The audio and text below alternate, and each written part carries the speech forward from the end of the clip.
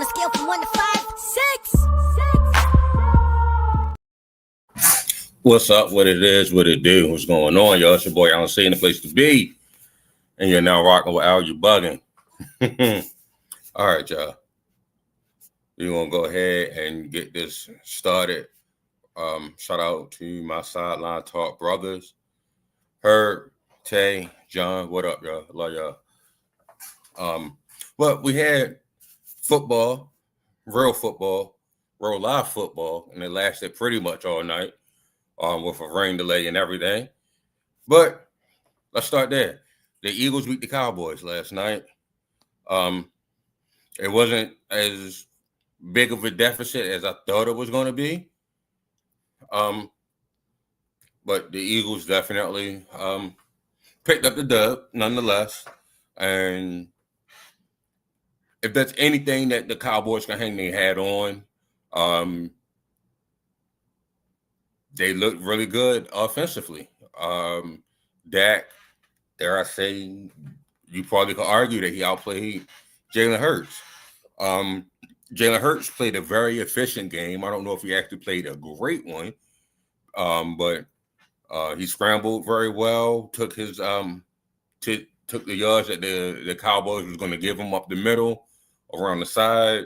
There was a couple plays where Ricky Donovan Ezeraku got caught inside, trying to do a spin move or a swipe through, and gave out the outside contain. And the same thing with the other defensive end on the opposite side. There was a lot of, and that's how Jalen Hurts got his first touchdown, as he ran around and broke the containment of the defensive end. But whom much is given, much is required. That defense looked like they really was missing C.J. Gardner-Johnson as well as Darius Slay over there. Adoree Jackson didn't have his best game. CD is a very tough cover, and had CD brought in those passes that he dropped, if George Pickens contributed more than he did, that game could have easily been Cowboys' way. Saquon was definitely held in check by that defense. Didn't have over 70 yards. Much has been talked about how A.J. Brown only had one target. Is that something going on? I'm going to call it nothing right now, and I'll see how they respond in week 2 after, a full week of recovery, and they got to go against the Chiefs, the Super Bowl matchup.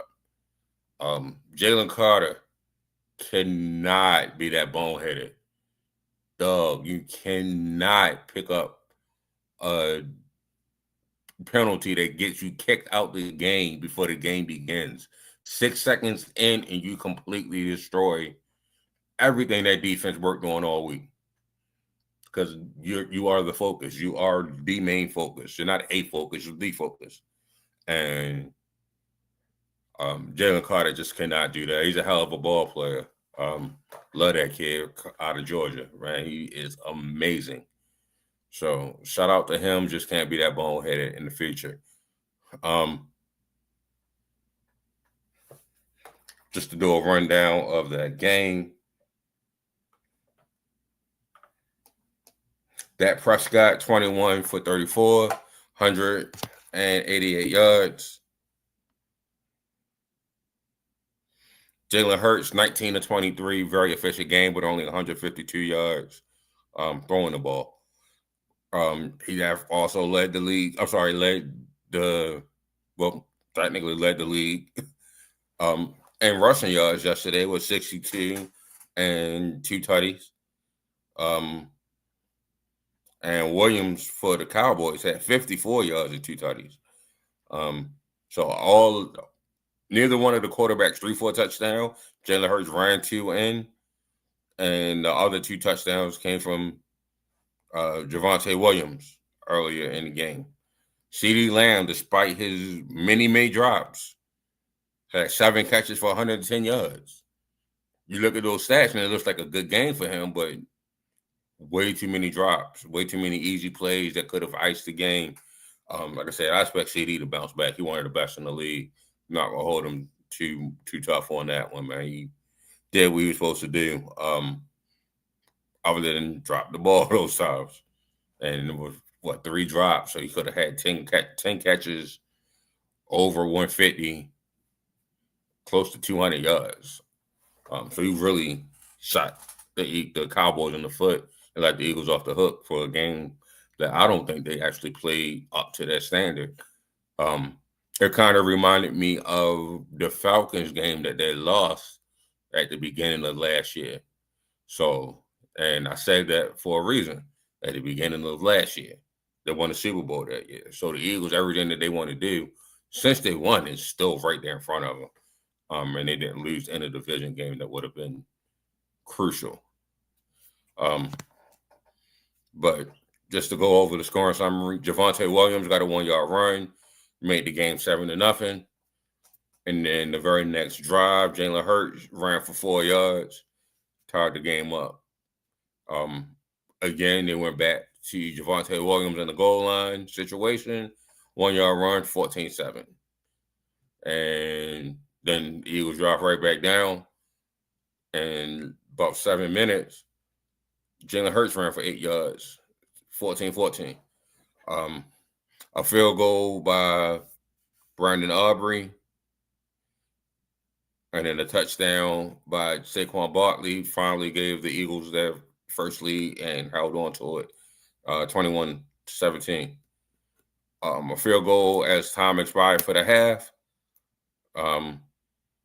For the Cowboys, Brandon Aubrey, 53-yarder, one of the best legs in the game, made the game 21-20. And then the only score in the second half came on a field goal by Jake Elliott. So that's how the game was 24-20. So yeah, the Cowboys, I would say miss Micah Parsons because they only got pressure to Jalen Hurts when they blitzed.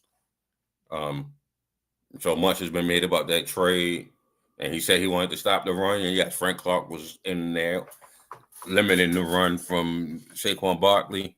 He didn't have, a Saquon Barkley type of MVP type of game that he had last year. But the Cowboys take on the Giants next week, and the Eagles take on the Chiefs. Both teams got a lot to work on before that game, and they got over a week to do it. I think both of them should, depending on what happened in this game tonight, it should be a very compelling game. Both of those games should be very compelling and equal. And speaking of tonight, Kansas City opens up the season in Brazil against the Los Angeles Chargers.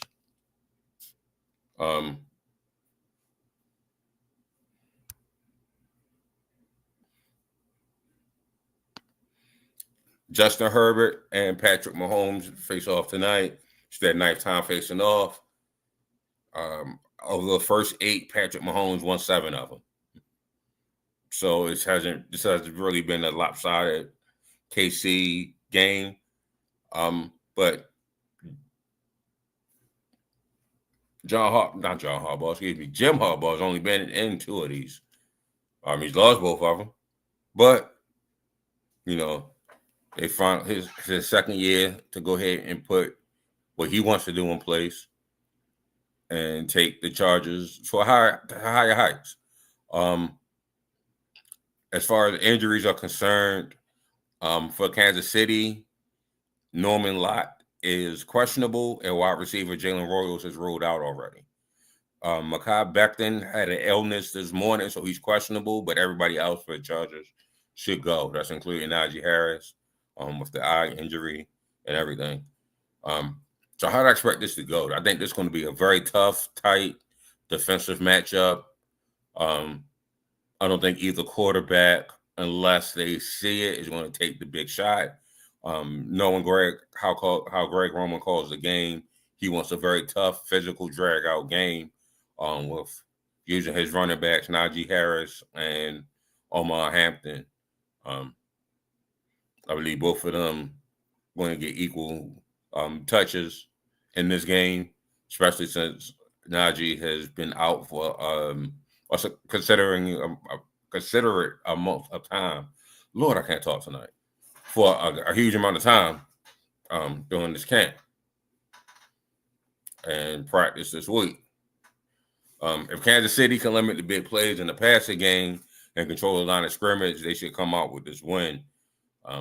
LA definitely need to take shots if they see it against the Chiefs. And then limit the big plays of Kansas City, put that pressure on Pat. They don't have Joey Bosa anymore. So let's see what happens with this pressure nowadays. But see if they can force Pat to make some mistakes. Pat did make a lot of mistakes last year, a little bit more mistakes than we were kind of used to seeing him make. So we'll see if we can do that. He's playing with his almost a full receiving core. I believe Rasheed Rice starts his suspension this week. But it should be a considerate amount of. I think this game should be considerably close tonight. I don't know why that word is whooping my behind tonight.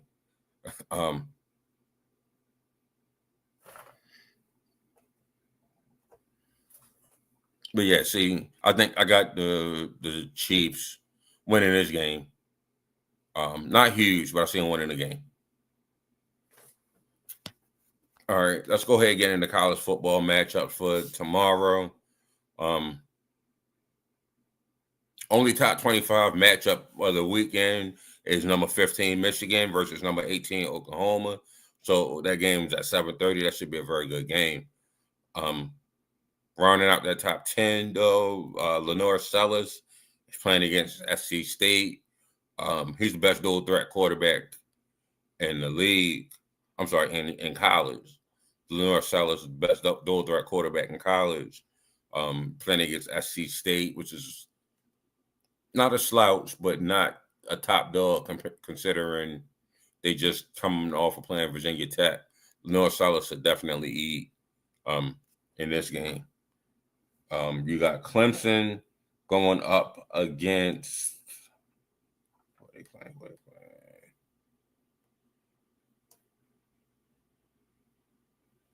I don't know where I write this down. Clemson's going up against Troy. So Cade Klubnik didn't get off to the start that he wanted to, but Cade Klubnik should definitely eat against Troy in that defense. Upset of the weekend, though. Oregon versus Oklahoma State.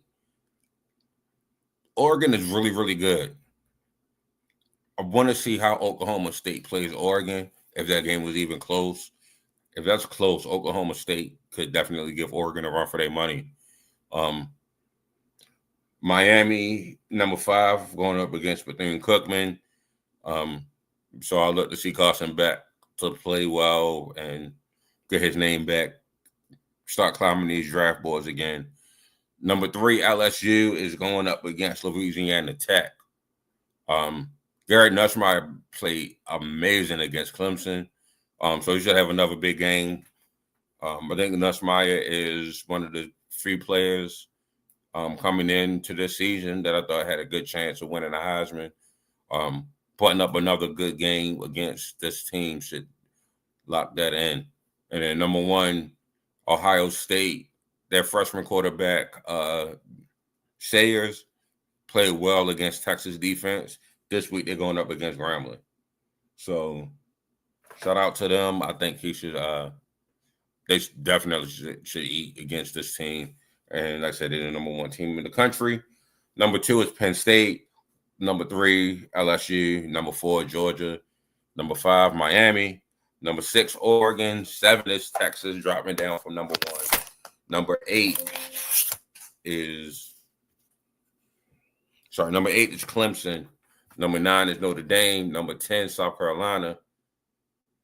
11, Illinois. 12, Arizona State. 13 is Florida.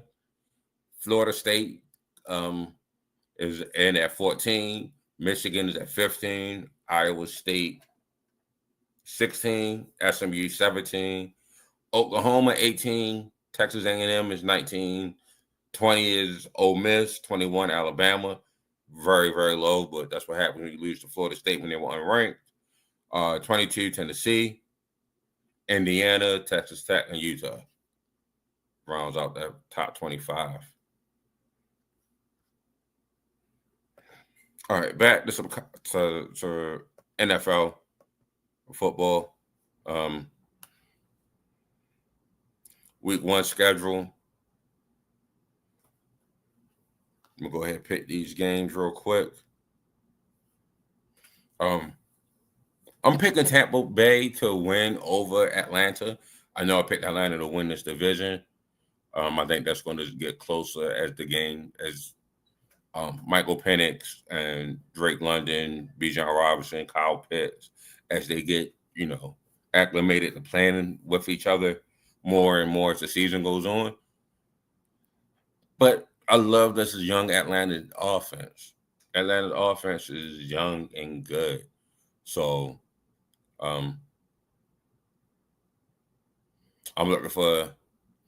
I won't be mad if they pulled off this upset. So there's not one I'm picking, but I would not be shocked if they pull off this upset. And then you have AFC North matchup in Ohio. Bengals is going to go against the Browns. I want to see how, again, Bengals are definitely winning this game. But I want to see how the Bengals defense respond against the Browns offense. Where Jameis Winston last year, the Browns was able to move the ball very well against the Bengals. I want to see if this defense responds and how it responds to old man Joe Flacco. So my man Joe Flacco get out there, see if he can throw the ball well against this team. I want to see how this O-line holds up against Myles Garrett. So there's a couple of question marks for the Bengals, but again, it should be an easy win. I just want to see certain things inside the game inside the game, if you will, with that one. I'm picking the Dolphins to win against the Colts. No disrespect to Daniel Dimes. I just think the Dolphins early on have a better offense. When Tua is healthy and playing, they win. Tariq Hill should be there. Devon A-Chain should be there. Jalen Waddle. I just don't see how the Colts can stop that team. I'm going with the Patriots over the Raiders. I think Drake May is going to come out on fire this year. He's got a good quarterback, a good coach that I think what's my name? Used to be the Tennessee Titans coach, Vrabel, Lord. I think Vrabel is one of those good coaches that teaches the game. And he got they got McDaniels back. So I think Drake May is going to be in for a good year this year. And it starts against the Raiders defense, which I don't think they pretty much have much on. However, that young cornerback that I love, Christian Gonzalez, Gonzo's out. He's been ruled out already. He's not playing. But I got the Patriots over the Raiders nonetheless. Cardinals over the Saints. There's no need to stay there long. Steelers over the Jets. But again, upset alert. If Justin Fields can get out there and move the ball with Garrett Wilson, with Breece Hall, if they can get out there and move the ball against the Steelers defense, they might be in for a fight. I have this being a defensive game. I don't really believe in either one of their offenses.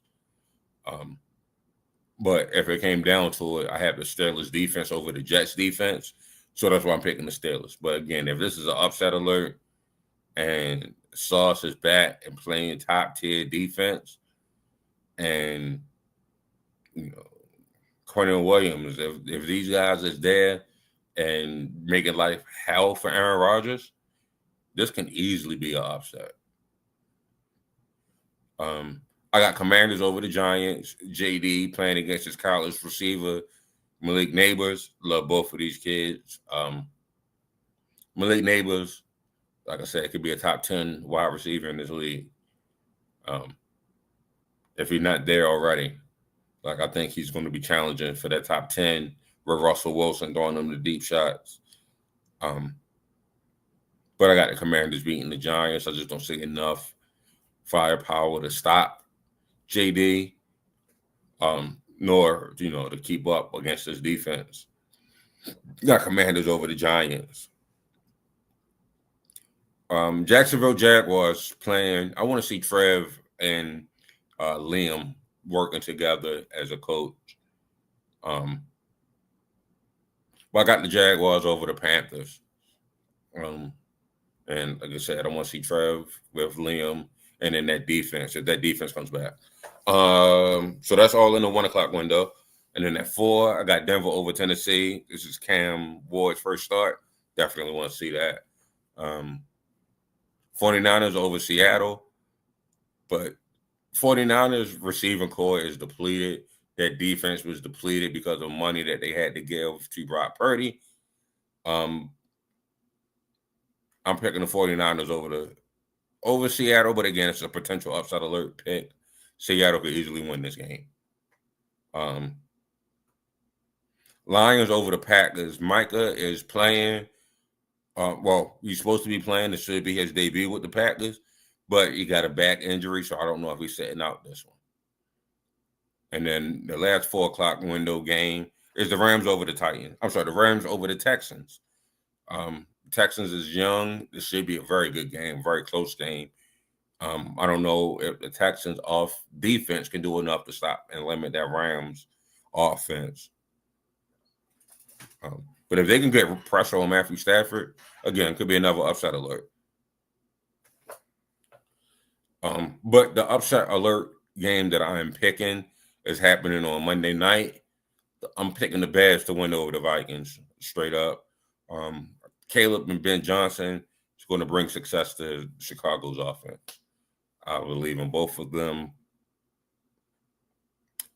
to get this offense together, get that right.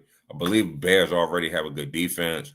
They build up this offensive line so Caleb Williams should have time and not panic or go into frantic mode. Got the Bears upsetting the Vikings. All right, so that brings me to Sunday night. And I'm going to go into this game a little bit more in depth tomorrow. Look for the bonus episode. But I'm going to go into this game a little bit more in depth on that episode. But I have the Ravens over the Bills. Point blank period. I think the Ravens in the regular season head to head is 3-1. Lamar Jackson over Josh Allen. He just lost to him twice in the playoffs. That's why they're 3-3 as they match up over their career. Very close.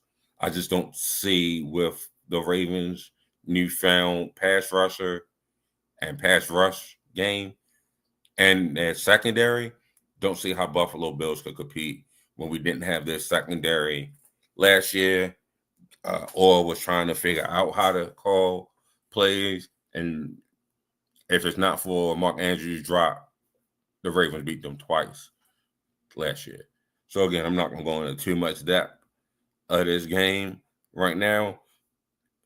Go ahead and go to my Substack, areyoubugin.substack.com. I posted a few articles up. I believe I wrote a write-up for this game already. You can go there and look that up. Not going to keep you as a football game coming on. Maryland football is actually about to play.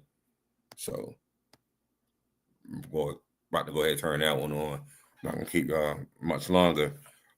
Thank you for rocking with me. Follow me on Instagram and YouTube at Al_U_bugging.